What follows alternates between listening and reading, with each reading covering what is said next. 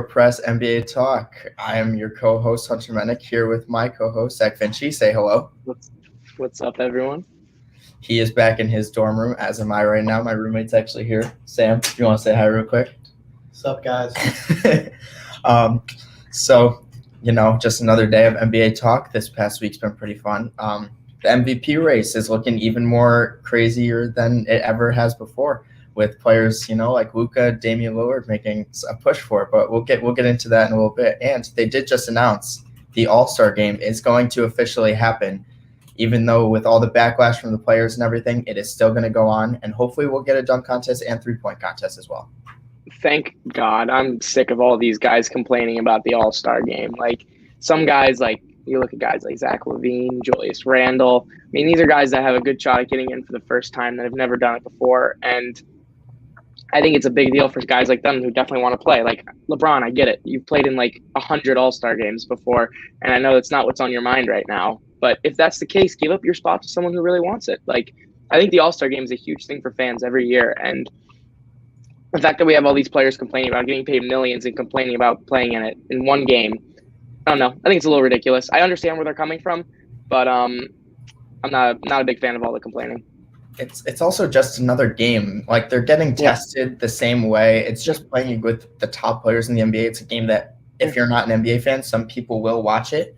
But why not play the game anyway? So as an NBA fan, All-Star Weekend is probably a top 3 moment in the NBA season for me, right up with the start of the season and the playoffs. So I completely agree. Before we get into the actual podcast, make sure to follow us on Instagram at Backcourt Press. Follow us on Twitter at Backcourt Press _ and subscribe to the YouTube channel if you're watching this on right now. And if you're with us right now, please feel free to comment anything. We're going to be talking about a bunch of stuff going on, so feel free to comment on any of it, and I'll show your comment on the screen. And as long as it is NBA related and to the topic that we are discussing about, and just let me know what you guys think about the podcast in general. We will be going until around 3 o'clock. We're both pretty busy. So, the college stuff. Yep. Without further ado, I'd like to promote something that I am starting up. I don't know when it will be out, but I have been in the works of creating a documentary on one of my favorite players in the NBA, Lou Dort, and how he went from a mid to late first round pick in most mock drafts to undrafted to the clamper of James Harden. So look out for that. I'm gonna be promoting that as much as possible because it's a long time to make an hour-long documentary on something, which I did not realize took that long. So I'm just gonna promote it a little bit right now. Also, I am wearing a John Wall Washington Wizards jersey. He dropped, I believe, 28 points on your 76ers last night in just the second half, but still took the L. But I wanted to, show some pride to him and how, he came back from an injury incredibly. You have to admit that him coming back from 2 years and playing at the level he is right now is fantastic. He's been great, but Simmons wasn't even playing, so it's not even like our best defender was out there. That is true. Okay. Without further ado, let's get right into it. The first note I have for you, this is something that I think, Man's had a big game last night for putting up 43 points, and I believe it was 16 assists, and hitting a game-winning shot was Damian Lillard. And next thing you know, I see all these comments about Dame Lillard for MVP. He needs to be talked about in the MVP conversation. So in your opinion, Zach, is Damian Lillard top 5 in MVP voting? Yes. I think that's going to surprise a lot of people because I've been anti-Dame Lillard for a while now. Not anti-Dame Lillard, but I haven't been the biggest Dame fan. I think it's always ridiculous how he's compared to Curry and everything, and I don't think he's had the level of success that people hype him up for. That said, he's been incredible this season. I mean, he's led in an incredibly tough Western Conference without their second and third best players, CJ McCollum and Yusuf Nurkic. He's led them to the 4 seed, putting up ridiculous numbers, beating a lot of great teams. I mean, I watched that Trailblazers Sixers game last week, and we had no answer for him. I think right now he's definitely top 5. I don't think he's top 3 though. I don't think right now at this moment you can put him ahead of Joel Embiid or even guys like Nikola Jokic and I guess Steph Curry too. LeBron. I gotta see what the Lakers do without AD for me to put LeBron up there, because if they can continue winning, then definitely. But they've had a ridiculously easy schedule, and this Lakers team has not looked good without AD on the floor. They've been winning games, but they've been a lot of close, and they've been a lot of sloppy wins. So we'll have to see when they start getting more competitive games. But for now, I think Dame's definitely in my top 5. With the numbers he's been putting up and the wins they've been getting, I mean, right now you could argue they're a top 5 team in the league. And then once they get CJ and Yusuf back, that's going to be a dangerous squad. I agree. I think I just have him slipping outside my top 5 as of right now, but that's no discredit to him and more credit to the people that I have ahead of him. I'd probably put the 2 centers along with you. We talk about, is Dame or Luka going to be the all-star starter next to Curry because of how incredible Curry's been, and that just shows how just dominant he's leading that Warriors team. So I'm going to put Curry probably ahead of him. I think right now, if we're going to start talk statistics and record-wise, I'm going to put LeBron and possibly Kawhi over him as well. Even though Kawhi's missed some time, depending on what he does when he comes back, I'd probably still have him in that race.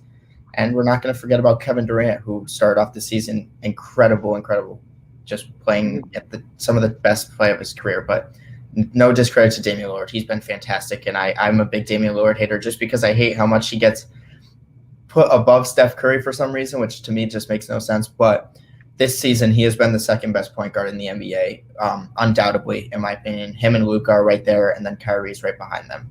But yeah, I hated saying that. I know you mentioned the Dame and Luka for the second All-Star spot. You said it's close. I don't think it's close. At this point, I think Dame has that pretty locked up.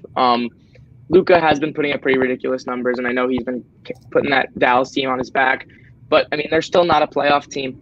And they have just as many weapons to me as the CJ and Nurkic-less Trailblazers. And Dame has carried that team to a top four seed in the West, while Luka is on the outside looking in. I know they've both been great, but especially I think Luka's defense has been really bad this year, and I think that's been a huge part of why the Mavericks are struggling. So in my book, I don't even think it's close right now. I think you got to put Curry and Dame as the top 2 in the West. That's fair. I've seen a lot of people making the argument that the All-Star game, this is very true, is not, they don't look at all about team records or anything like that. They just primarily look at that. If you really like, for the All-Star, for like all NBA players and MVP race, you obviously have to look at team winning. I feel like for the All-Star game, especially for starters, I mean, we saw Trae Young be a starter last year after that Atlanta Hawks team was pretty bad, and Luka's putting up 29, 9, and 9 this season. So I think for the All-Star game, it's a lot closer than people think. But for the MVP race and award races, I'm going to put Dame ahead of Luka. I think if that was the case, Bradley Beal makes the All-Star game last year. Man was averaging 30 points per game. They were just a bottom 5 team in the league, and that's the only thing that was stopping him from making it. And I think you compared it to Trae Young, but Trae Young wasn't – I mean, I guess you could compare it to Luka, but Trae Young, this was his first All-Star appearance. This was like his coming out party where he finally made the jump to be an All-Star. So a lot of people were hyped to see him start, where Luka's already been in the All-Star game now. So I don't think it's quite as exciting as it was for Trae Young last year. At this point, Luka's pretty much a veteran. I mean, I know he's still so young, but and in a lot of the fans' eyes right now, Luka's basically a veteran. Like he's been in the league for a couple of years now. They treat him like he's right up there with Curry and Dame. Like if he's treated like that, then I think he should be treated the same when it comes to the All-Star game. And I don't think that the youth factor should play in like it did with Trae Young last year. I understand that. Yeah, so that's going to be a fun race. I know the starters, I believe, do come out today, and then the reserves come out in a couple of days. So we'll see if we were right or wrong about that. And our next podcast will be talking about what our thoughts on the All-Star participants and everything. So moving on to past Damian Lillard, we both agree that he's having a fantastic year. A team that is not having a fantastic year is the Miami Heat. Do you believe that the Miami Heat are truly at risk of missing the playoffs? No, not at all.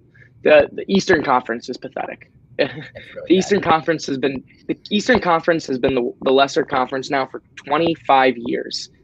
Yep. Literally, once Michael Jordan left the league, it just swapped. It just swapped, and now the Western Conference has been dominant, and it hasn't even been close this year. I think this is honestly the biggest gap I've sin between the two conferences in years. The Grizzlies right now in the 9th seed in the West would be 5 in the East, which just shows the difference. I mean, the Mavericks, which are bottom 5 in the West right now would be a playoff team in the East. So I think it's hard to compare. I'm sorry, where was this question going? What did you ask me again? I asked if the Heat were in doubt. Oh, okay, yeah. No, the Eastern Conference is pathetic, and the Heat are definitely one of the most competitive teams, especially now that Jimmy Butler's healthy. I see we've got teams like the Knicks, the Hornets, the Raptors ahead of them right now. I think the Heat are going to jump a lot of those squads. I see them slipping in with a 7th or 8th seed.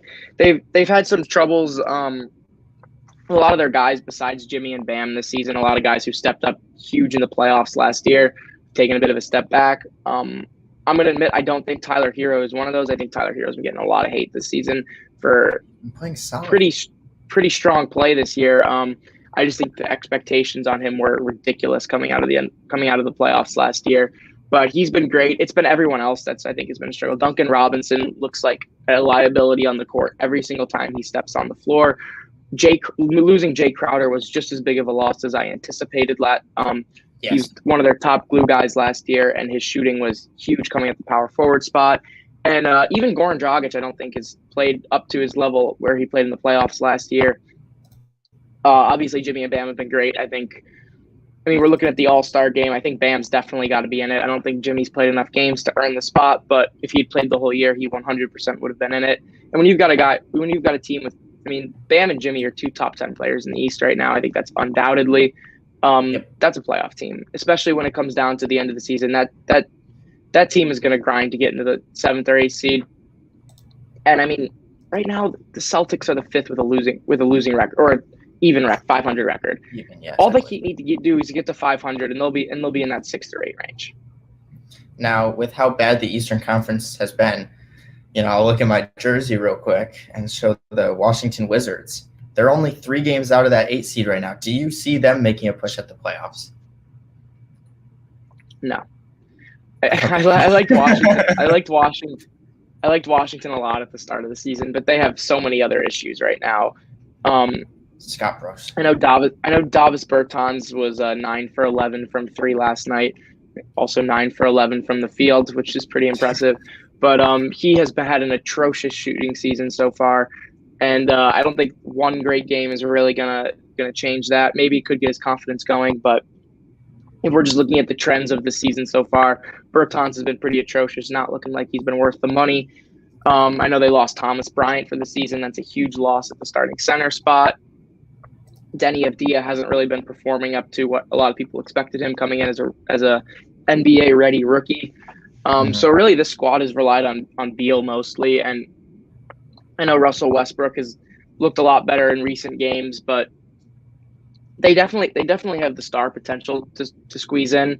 But I just think there's so many issues with this team right now outside of those top guys that I think they're going to be on the outside looking in. I completely agree with that. There's teams, even if we're going to talk playoff teams, we all expected the Atlanta Hawks, who are sitting at 12-16 right now at the 10 seed, to be a playoff team. And once Danilo Gallinari starts playing like himself again, and possibly DeAndre Hunter comes back. Yep, eventually. I think this team's also going to probably find its way into the playoffs. But hey, I think we're all hoping for a Knicks 8 seed this season, and I think that'd be pretty fun. And does Julius Randle, to you, he's a definite all-star in your opinion? First off, before we get to Julius Randle, I was just going to mention, I mean, you look at teams like the Knicks and the Hornets, they look 10 times more motivated out there than the Wizards this year. I think those teams just want that. They just want that playoff spot more than a lot of the Wizards guys do. Julius Randle is easily an all-star. I don't even think it's close. I mean, you look at the forwards in the East. Obviously, I think you got KD, Giannis, and Embiid will all be starting at the 3 front court spots. But on the bench, I mean, it's pretty wide open in the Eastern Conference. I mean, you got guys like Sabonis, Randle, Chris Middleton, Tobias Harris will all be competing for it. I put Randle ahead of both Middleton and Harris right now, personally. I'd probably give Sabonis the edge, but I mean, it's pretty competitive in the East right now for those front court spots, especially if you consider Bam as well. But Randle's the number one option on a playoff team, leading them in points, rebounds, and I'm not sure if he's still leading them in assists. I'll have to come back to that. But he was at one point earlier in the season. Julius Randle has been amazing this year. He's he's been a huge part of turning that organization around from the worst team in the league last year to a top 6 or 7 team in the East right now. It's automatic for me. Yeah, he's also leading that team in assists by 2 a game. So he is it's not even close anyway. Yep. I completely agree. Julius Randle has to be a lock for the All-Star game. I'm pretty sure the only other guy leading their team in all 3 of those stats is Luka Doncic. Mm-hmm. I might be off on that, but I'm pretty sure that we're talking about him being an All-Star starter over Damian Lillard. Yes. So I think that should tell you something. If Julius Randle doesn't make the All-Star game, it should be completely invalidated. I don't think the voting process works if he doesn't make it. I can completely agree with that. Now, I have another question for you about the All-Star game. I'm going to kind of shift. I'm going to go back to the Wizards a little bit, but I have a question that I was excited to ask you before, and I'm going to do it right now. So the Cleveland Cavaliers are sitting at 10-19 and second to last in the Eastern Conference right now.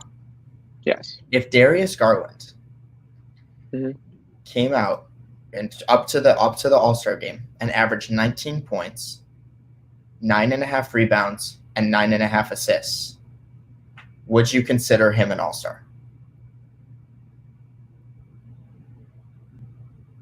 Averaging near triple-double as one of the worst on one of the worst teams in the NBA. So this is just a hypothetical. Yeah, hypothetically. If he was averaging 19, 9.5, and 9.5, would you consider him to be an All-Star? I mean, look, considering the guards in the East, which is probably the weakest position to be an All-Star, and I think there's definitely a good shot for him to be in it. I mean, I know in the East you got the 2 Brooklyn guards, you got Beal and you got Jaylen Brown, and after that it is wide open. A lot of people talking Zach LaVine. I think that's a good option, but normally only about 5 or 6 make it. So that's 5 right there. I'd probably put. I mean, hypothetically, I'd probably put him in as an injury reserve or put him in as the last one. The only reason I say that is because I haven't seen Russell Westbrook's name being talked about at all when it talks to the All-Star game. And those are the numbers he is averaging, is 19, also 9.5, and 9.5. And the Wizards are now better than the Cavs, which I guess doesn't matter because Garland's not even in the running. But that's the only reason why I say that. I think it's interesting. There's a lot more to the game than that too, though. I mean, Westbrook's efficiency has been ridiculously awful this year, and you take into consideration every year the committee always likes to get a wide breadth of teams involved, and the Wizards already represented by Bradley Beal, so there's 0% chance that they'll add a second Wizards guy in. I mean, normally when you get teams that have 2 All-Stars, they're top 5-6 teams in the league, something like that. Like Brooklyn Nets I mean, this season. They're not going to give 2 All-Star spots to a team that's a bottom 5 team in the league. I agree. So you don't think Westbrook will get the nod? Maybe as an injured reserve type player, but I don't even think he's close. I think there's a bunch of. I'd take Malcolm Brogdon over him right now from Indiana. Zach LaVine. As another one, Zach LaVine, I think is not even close. I'm taking over. Hell, I'm taking Ben Simmons over him. I don't even think that's close. True. I think Ben Simmons has had much more of an impact on a winning team than Westbrook has had on a losing team. So that's actually, I think Simmons won't make it this. Simmons won't make it this year, but I think he's a lot closer than other people have him right now. Interesting. So that's it's weird to look at it when you look at it from a different player's perspective, kind of stuff. Yeah. The next question I have for you is: there is a player by the name of Zion Williamson who is having a ridiculous season. He is he's leading that Pelicans team in points with 25 points per game, 7 rebounds, 1 block, 1 steal, and 3 assists on incredible efficiency. Yeah. Just want to ask, what are your thoughts on Zion Williamson this year? What do you think do you think he's really living up to the hype that came that he brought out of high school? Yes, not even close. I mean, this guy's exceeding expectations, if that. It's only his second year, and he's arguably a top 3 to 4 power forward in the league already. I mean, you got Giannis and AD ahead of him, but name me another one. Yeah, take him over Sabonis? Easily. I love Sabonis, but I mean, Zion, not only is he doing what he's doing right now, but the potential, I mean, he could get even better. You have no idea what the ceiling is for Zion. He's been so good this year. The fact that I've not been seeing him on some all-star ballots is a little frustrating because I think he should be a lock for the bench. He should be a complete lock for the bench. I mean, I'm taking him over a guy like Anthony Davis right now. Who's missed a decent portion of the season and has not been playing up to his usual standards. Well, you got Zion over here carrying his team. No other Pelicans players I don't think are going to make it. Sorry, Brandon Ingram. But I think he should represent New Orleans 100%. I completely agree. I think his play this season, I saw a game where he shot. When I watch Pelicans games, all I'm saying to Zion is every time he touches the ball, I don't get why he doesn't just shoot it, because he's going to get to the rim. His offensive skill set is arguably better than Giannis's, and they're both kind of similar players if you really look at their play styles. But the dominance that he can do in the post, I still have not seen from a two-time MVP in Giannis, and I just love the way he plays the game. I saw a game where Zion shot 11 for 11 from the field in the first half, and then came out in the second half and shot, I think it was 3 for 5, or didn't even shoot 3 shots in the second half. And I'm like, was that the game where he was 14 for 15, I think? Yes. From the field? And he shot 11 for 11 in the first. I'm over here like, why are you not shooting the ball more? Every time the ball gets in his hands in the post, he has a mismatch. I don't care who's guarding him. To me, it's a mismatch. So if I'm Stan Van Gundy, honestly, I'm spreading the floor, putting Zion down low, and obviously Steven Adams is there to clean up a miss, but he rarely misses. From what I've seen, I've only seen one guy in this entire league right now that's been able to slow down Zion. And I guess it's a little biased because I haven't watched the Pelicans every game. I've watched probably about 4 or 5. But the one guy I've been able to see lock him down is Miles Turner, who's arguably the defensive player of the year right now. So, I mean, if that shows you, it's right there. Yeah, he's been fantastic. And going from one number 1 pick to another number 1 pick, I'm going to ask you, for the Rookie of the Year race, do you believe Anthony Edwards by the end of the season can overtake LaMelo Ball for Rookie of the Year? No. Unless the Hornets have a huge drop off and drop into the bottom 5 of the East. No. I mean, the Hornets are a playoff team. When was the last time you've heard someone say the Hornets are a playoff team? It's been a while. True. It's been a while. And not even like I just lost Hunter. I don't know where he went. Hold on a second. Sorry about that. Oh, there you are. Okay. I was a little confused for a second. Me too. Continue talking about LaMelo. Yes. The Hornets are top. I think they're number 7 in the East right now, but they might be 6. The Hornets are.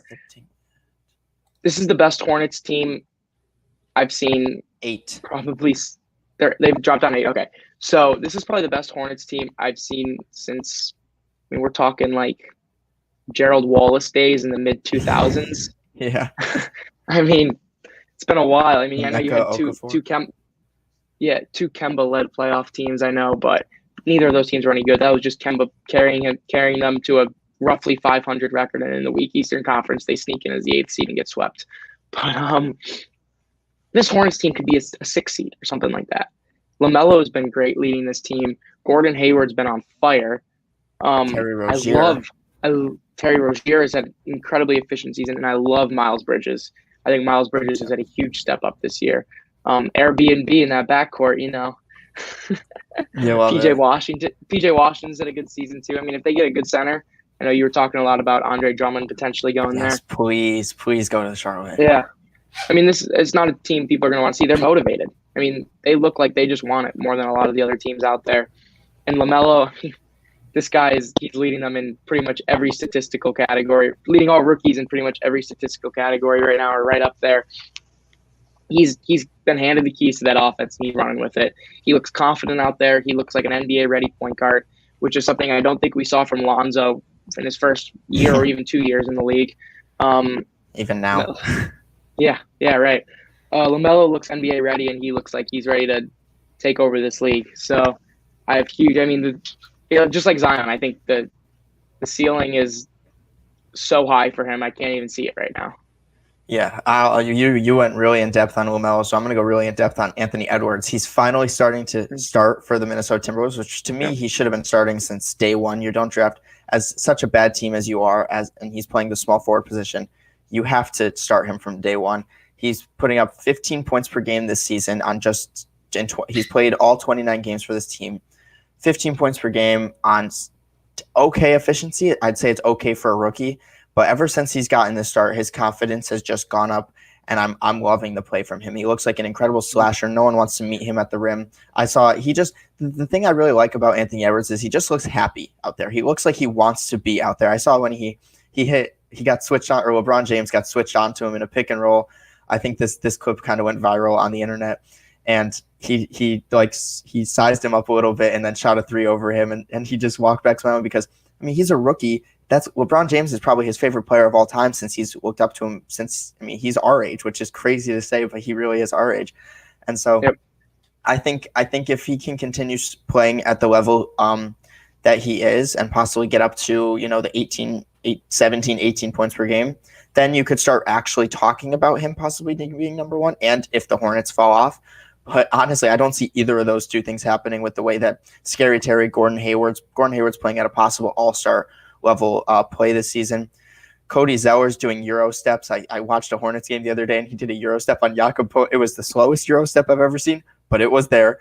I don't see even if the Hornets miss the playoffs, we haven't seen this much excitement from Hornets basketball in a very long time, and it's all due to LaMelo Ball. So I think this is the most hyped the Hornets franchise has ever been. Probably. Truly.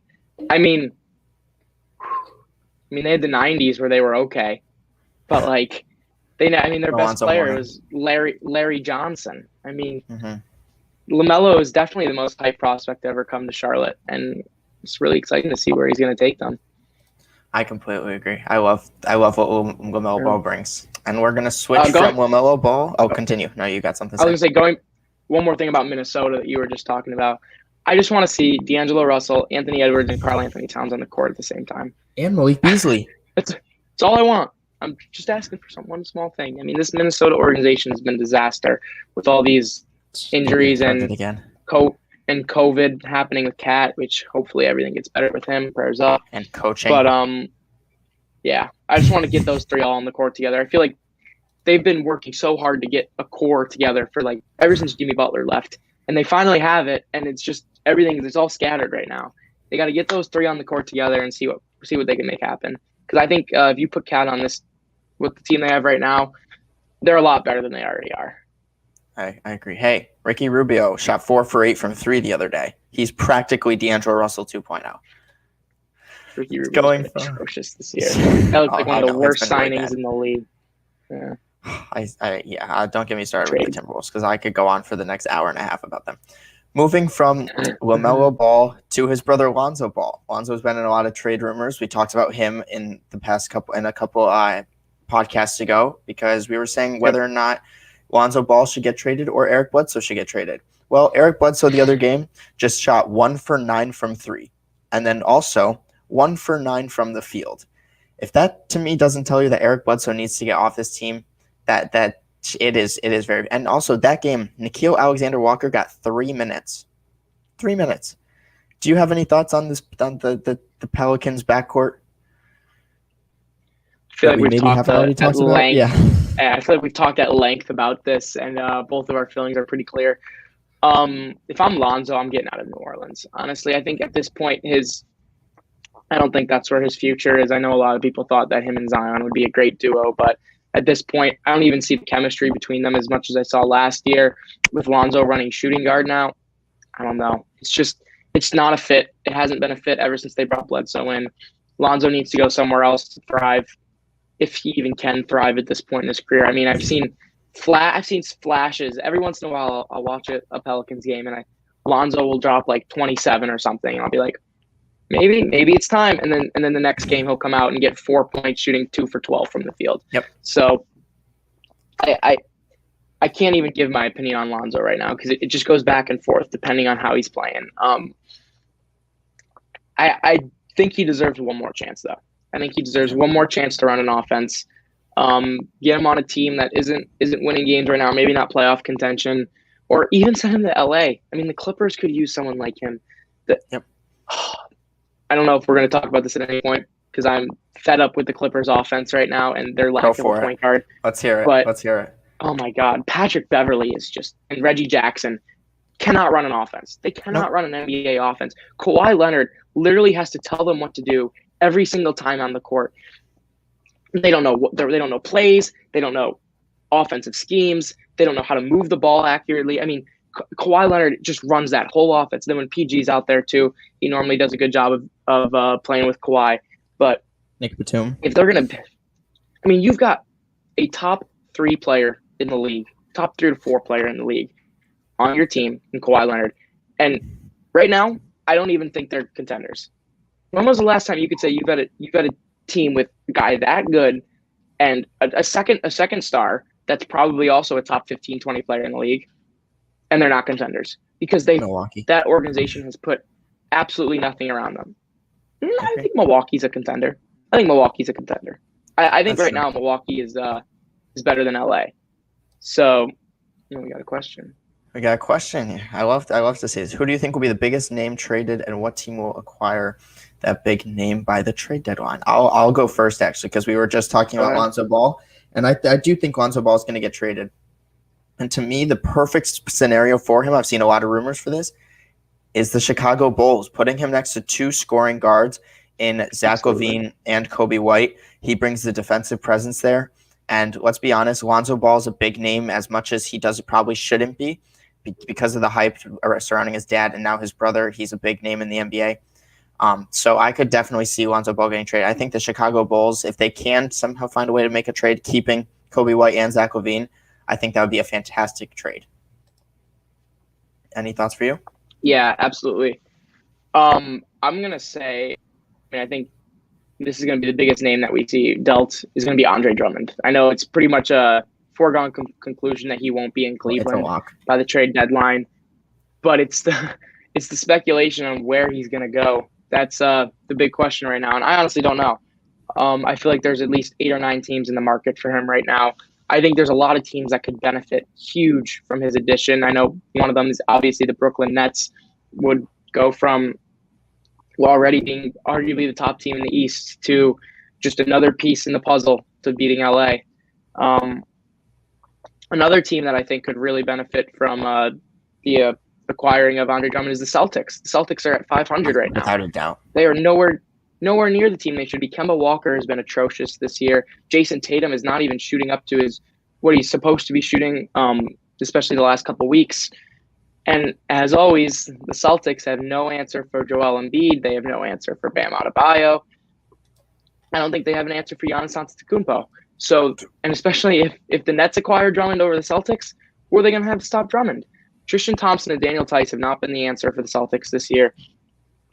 They could really use someone like Drummond to elevate themselves back into the championship, the Eastern Conference contention talks with Milwaukee, Philly, and Brooklyn.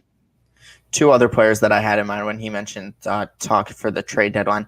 I could see possibly a Victor Oladipo move happening to a contender. I know he just did get traded to the Rockets, so I believe they'd have to wait until a day or 2 before the trade deadline to move him again.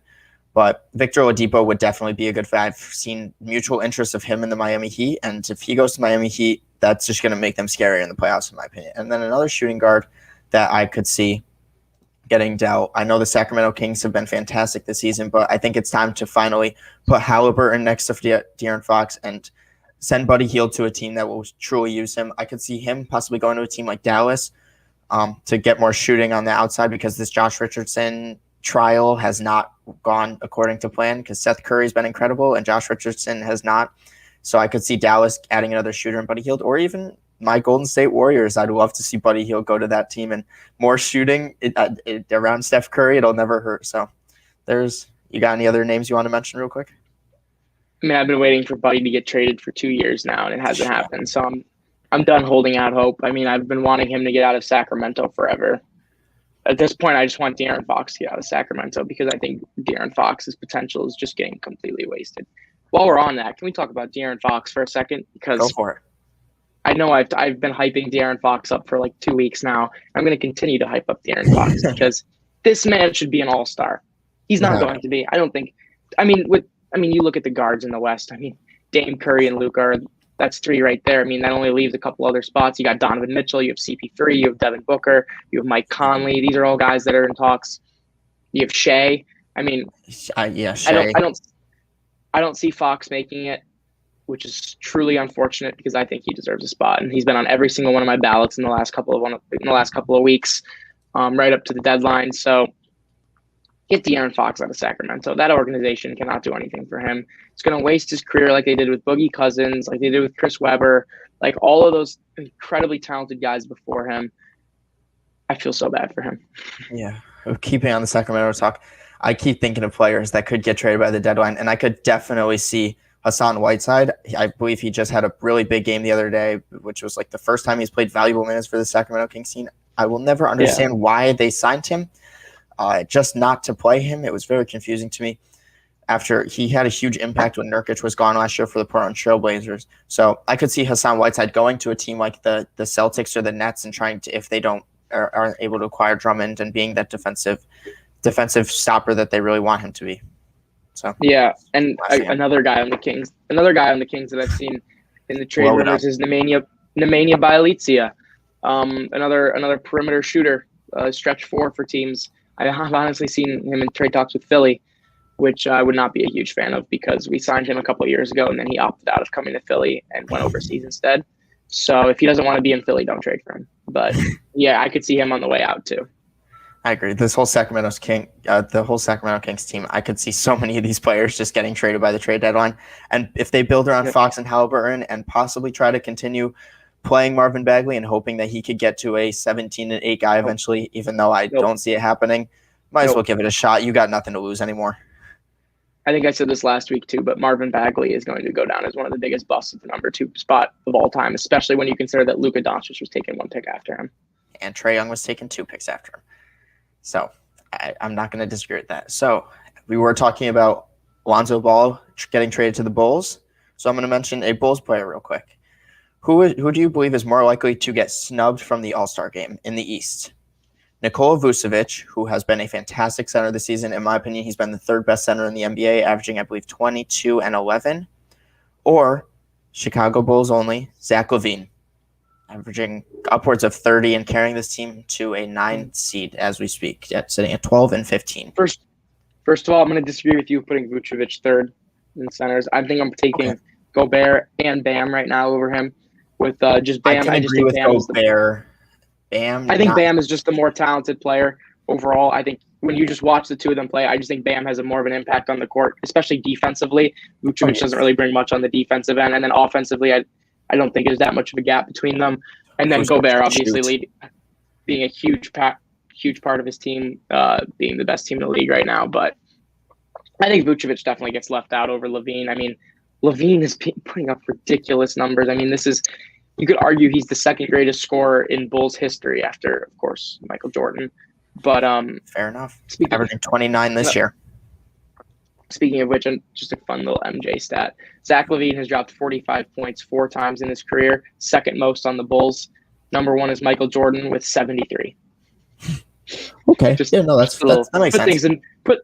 Put things into perspective there. But no, LaVine I think is a lock at this point. I think not even just with his level of play, but just the media attention he's been getting as far outweighs the media attention that Vucevic has been getting. I have not seen anything. Vucevic dropped 43 and 19 like 2 weeks ago, and I don't think I saw any coverage of that. Like if Jokic did that or Embiid did that or any of the other guys did that, it's everywhere. It's like, oh, big game for these guys, still lost. Oh well. Vucevic does it, you see nothing. And I think the forward center, the front court spots in the East are more clogged up than the backcourt is. So I think LaVine is definitely a top 4 or 5 guard in the East, where Vucevic doesn't crack the top 8 front court players. Yeah, unfortunately, which I think he and most other years, if he was a bigger name player, he would get the nod. But because I also could see Vucevic, finally asking for a trade and finding a trade and getting out of there. This Magic team doesn't look like they have any future with their 2 best young players being injury prone, and John Isaac and Markelle Fultz. And Aaron Gordon was in trade rumors, never happened. Vucevic been in trade rumors for 17 years now, hasn't happened. So, frustrating. And I've seen Mo Bamba in trade rumors lately too, with the lack of play he's been getting. I know the Knicks, I think, are pretty interested in him, which I'm a little unsure of given Mitch Robinson right now, but we'll see how that goes. And one more thing on I was going to say about Vucevic is, I mentioned this earlier about the All-Star game. Vucevic has an All-Star appearance already. LaVine does not. And I think that's another thing that they always take into consideration. They would rather give LaVine his first All-Star selection than Vucevic his second, which I know I kind of mentioned with the Trae Young, Bradley Beal thing earlier. Yes. So I definitely think, I will be blown away if LaVine is not in the All-Star game this year. It would shock me to no end. Just like Julius Randle, I think those two should be absolute locks on the bench. Yes. Going from one big man to another, we just saw one of the best players in the NBA and Anthony Davis go down with a bad injury. And so I want to hear your thoughts on something I know we've talked about together. What's going to happen to the Lakers now if Anthony Davis is out until possibly playoff time? Do you see them still winning? Do you see the West just being a better conference and more competitive? Or do you see LeBron winning games for this team? Because Anthony Davis is, he was ranked as the second best player in the season this year by ESPN. So if we're going to go off that, the second best player in the NBA is out for a little bit. So what are your thoughts on that? These words may come back to bite me if LeBron makes a miraculous run, but I truly don't think the Lakers can even make the finals without Anthony Davis. He's a huge part of that team, especially when you're looking at a team that's really built around two guys and then a bunch of role players. When one of those two guys is out, that screws up the entire system. The system is screwed up. The offense is screwed up. Normally, a lot of those role players are not as impactful without the stars around them. It's obviously LeBron James. He's had worse teams around him, especially in Cleveland before, so I'm not going to count him out. But this Western Conference is way too competitive. He's not going to get the cakewalks he had in the Eastern Conference in the last couple of years in Cleveland. I don't see that Lakers team taking down teams like the Suns, the Clippers, the Nuggets, even the Jazz. These teams all look way better than. I think the Warriors would be competitive. Yes. Even Portland. I think they would honestly struggle to win the first round series without Anthony Davis. Hopefully we don't have to worry about that. I know it always is unfortunate to have injuries hinder a team, especially in the playoffs, because that could have a huge impact on who wins the championship. But I think it would also make the Western Conference a lot more competitive if Anthony Davis was out, because as it is right now with the way the Lakers are currently constructed, I don't see anyone beating them in a 7-game series out in the West. I think the only team that could is Brooklyn out east. So we see Anthony Davis go down, and he's obviously not, if he's not healthy for the playoffs, I think you got a really, really competitive road to the championship in the Western Conference that I would be really excited to watch. Yeah. So I don't think on the defensive side of the ball for the Lakers, they're going to be relying a lot more on guys like Montrezl Harrell and Marc Gasol and Markieff Morris, and that is nowhere near the defensive production that Anthony Davis brings. And so I'm interested to see how their lineups are, if LeBron's going to have to play more down low defense for a little bit, because that could we could see a Michael Jordan run from him. I know you were talking to me about the other day how Jordan's last championship run was without Scottie Pippen. So if LeBron can do without Anthony Davis, yes, he had Scottie back for the playoffs, but it was the regular season he played most of it without Scottie, and then you had the whole Rodman thing in Vegas too. Jordan was kind of just balling for that team while everyone else was doing their own thing. I feel like that's going to be LeBron this year. If while Anthony Davis is injured, LeBron's got to carry that squad. But no excuses. So I really want to see how this plays out, because I think this is really interesting in terms of not just who ends up winning the championship this season, but it'll have a huge impact on LeBron's legacy too. If Anthony Davis, especially if he misses the playoffs this year. I completely agree. So a player that we talked about earlier and a player that the Lakers are probably going to look to acquire is Andre Drummond, looking to get bought out by the Cavaliers or traded. If you were in Andre Drummond's shoes and you would get bought out by the team, obviously there's going to be those contending teams that just don't have the money to trade a second-round pick for him, including like Brooklyn, obviously the Lakers, the Celtics. They just don't have the money for it. So if Andre Drummond gets bought out by the Cleveland Cavaliers and you are Andre Drummond, where do you want to go? What are your top 3 teams? Brooklyn's got to be up there. God, that's tough. Brooklyn has got to be number one. He goes to Brooklyn, I think. They're as close to a lock in the East as you can get. I don't think there's anyone out East even coming close to them. Again, a healthy Lakers team, I think, is the only team that could bring them down in the finals.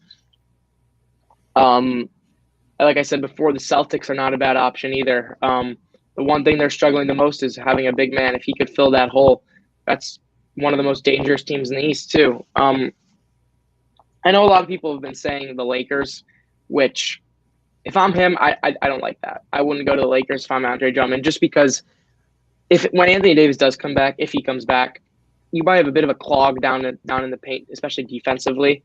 And you basically need Anthony Davis more on the perimeter to make that work, like to make it more effective with the spacing.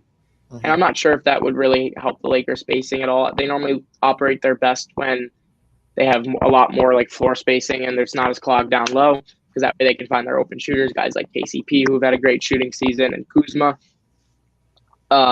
So yeah, I'm probably sticking with the Nets, and the Celtics would probably be his top two destinations, because that's he gets out to those teams, he turns them from a great team to an even better team.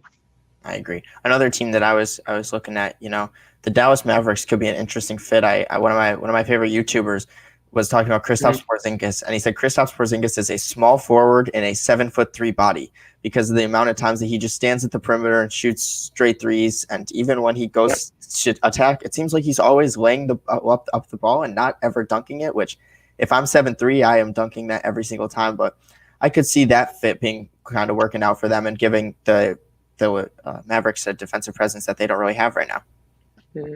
I wouldn't call Drummond a defensive presence personally. I think he's more of a net negative out there defensively than he is positive. But I absolutely agree with that. I've always seen Porzingis as a stretch 4 rather than a 5. I've never looked at him as a center before. He's been playing a lot of center this year, but I liked it last year when they had before Dwight Powell's injury, they had Powell starting at center and KP was playing at the 4. And I really like that fit a lot better, because that allows Porzingis to play more on the perimeter while still allowing a big man to operate down low. Drummond could be that big man for this team if they look to go after him. Another player that is looking to get bought out and is not playing until it is Blake Griffin. So if you're in Blake Griffin's shoes, where are your top 3 places if he gets bought out of his what seems like $500 million contract that's really $36 million? I don't think there's that much of a market for Blake right now, personally. He brings the veteran leadership, but a lot of most of the contending teams already have a vet that's a pretty consistent leadership role for the team. And Blake is not the player he once was. He doesn't dunk, and he hasn't dunked since 2019. He's a spot-up three-point shooter now. Wild stat. He attempts like 8 threes a game, and he shoots at a decent rate, but he's not a pure shooter. I mean, that's just not the kind of player he is. It's never been the kind of player he is, and I know he's done a really good job of adding that to his game as his athleticism has died down. But the main draw to Blake Griffin was always his athleticism. He's arguably a more talented player now than he ever was, but he doesn't have that bounce anymore. He doesn't have that level of confidence. Yeah, exactly. I feel like if Blake Griffin goes to a team, it's not for a starting role. I don't think he could fill that for a squad anymore, especially a contending team. I think Blake Griffin's got to come off the bench wherever he goes. I'm honestly curious, because I really don't have any teams in mind for where he could go. What are you thinking?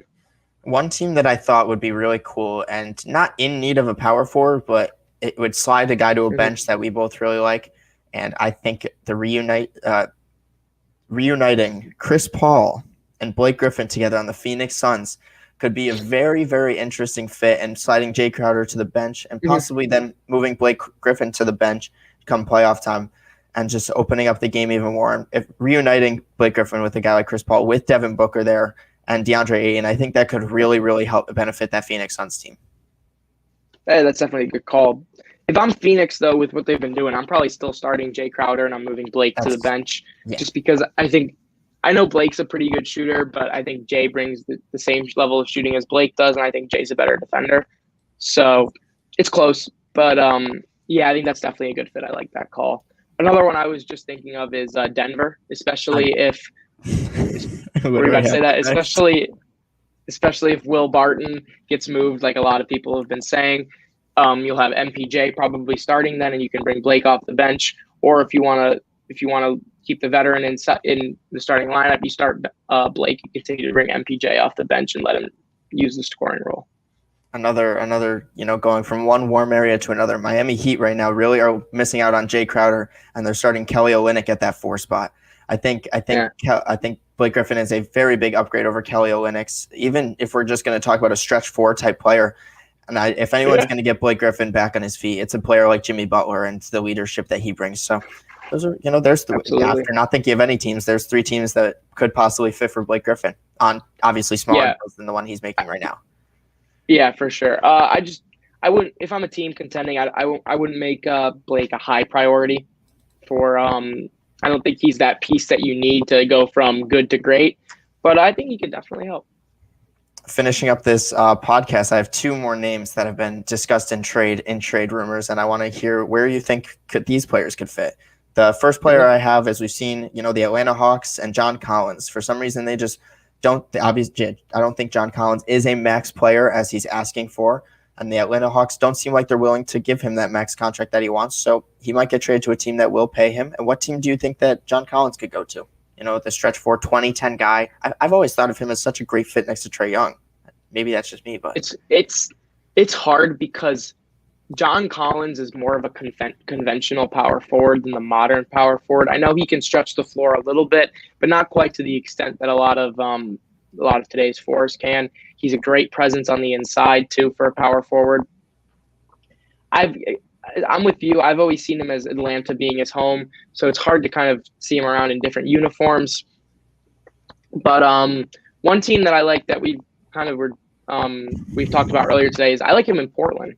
I like him in Portland a lot because I think him and Nurkic could work. They have really different styles of play down low, so I think they could fit really well. And I know it would give them rebounding has been one of the Trailblazers' biggest problems this year, and I think it could give them another great rebounder to go with it. Especially if you get a healthy Dame and CJ on the outside, that could be a really scary team.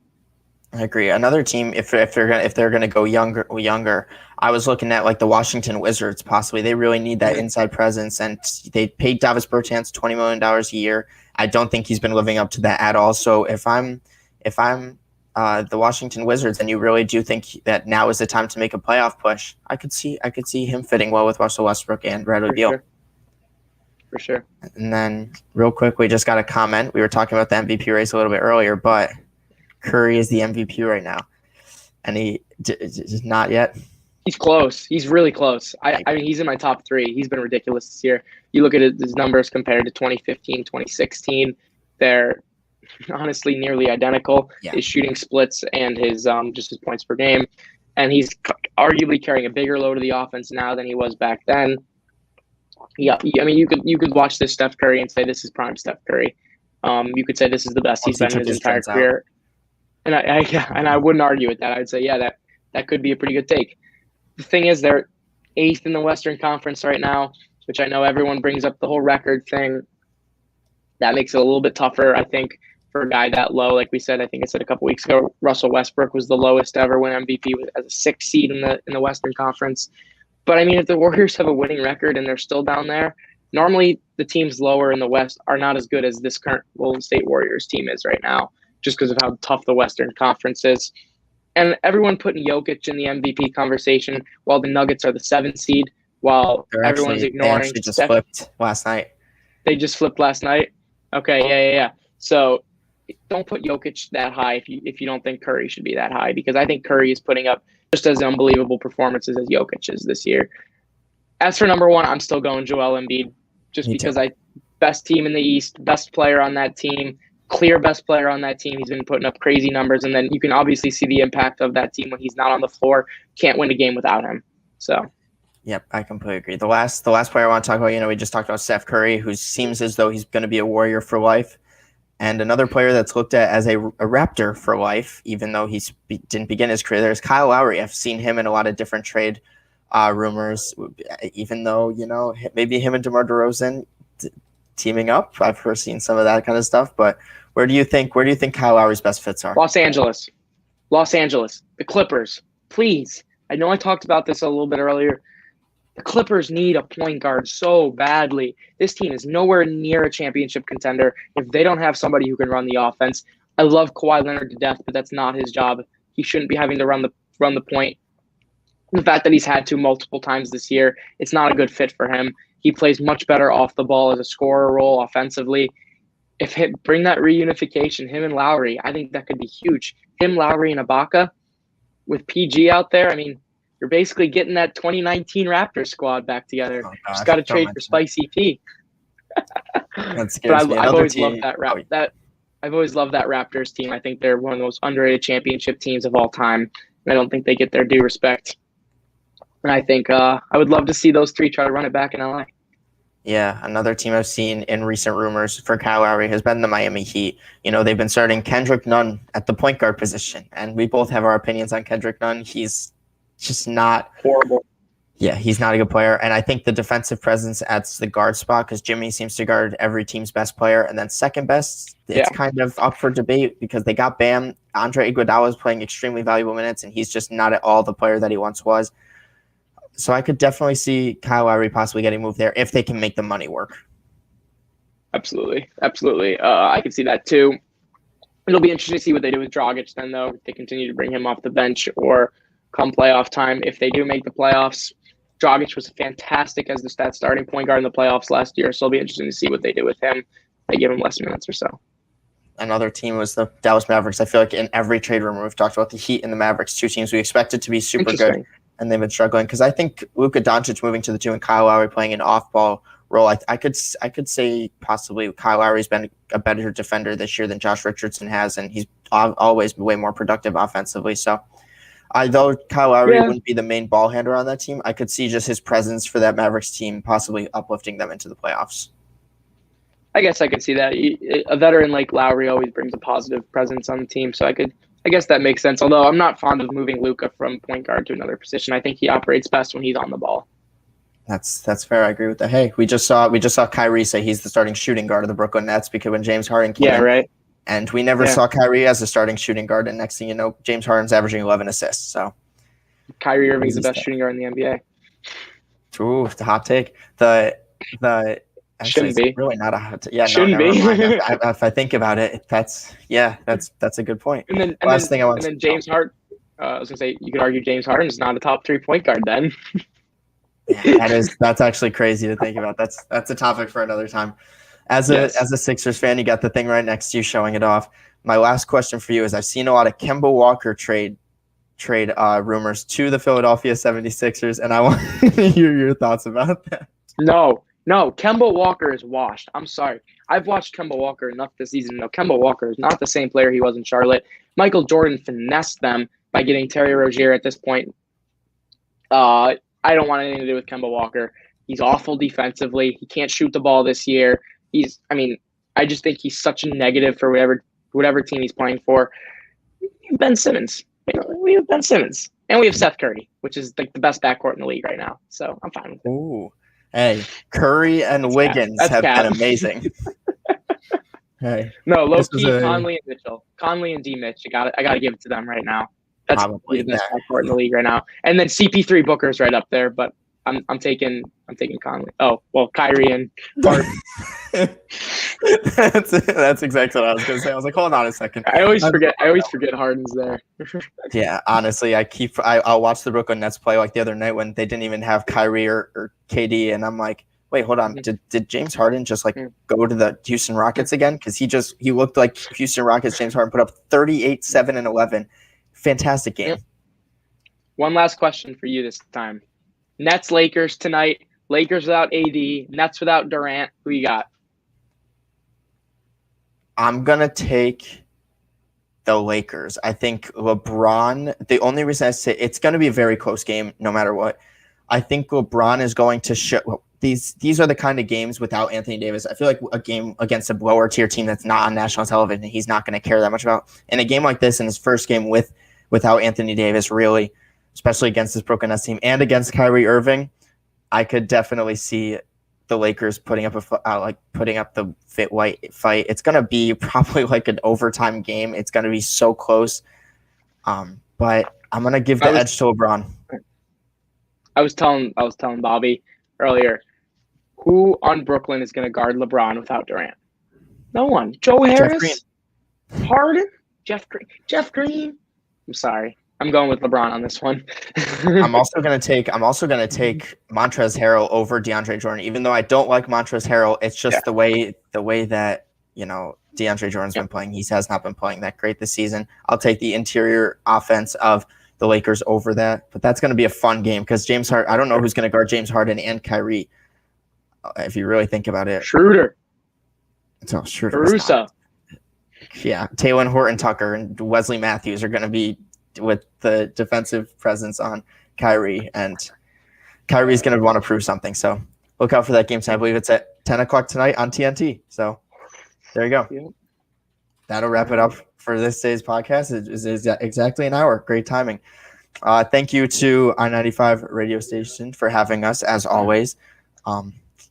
And catch us next time. I've been posting pretty much daily YouTube videos on just my reactions of the games the night before. This kind of replaced it because now I have to meet with one of my professors in an hour and a half to discuss an essay. So fun stuff. Have fun. Hey, I have to do a worksheet in 15 minutes before my next class. So that's beautiful to hear. Thank you to everyone who watched. Thank you to Kenny, Kirkpatrick, and my dad for commenting, and 7 likes on this. That's fantastic. So it's been Backcourt Press. Follow us on Instagram, follow us on Twitter, and subscribe, like, and comment. And I will catch you all in the next podcast. Peace out, everyone.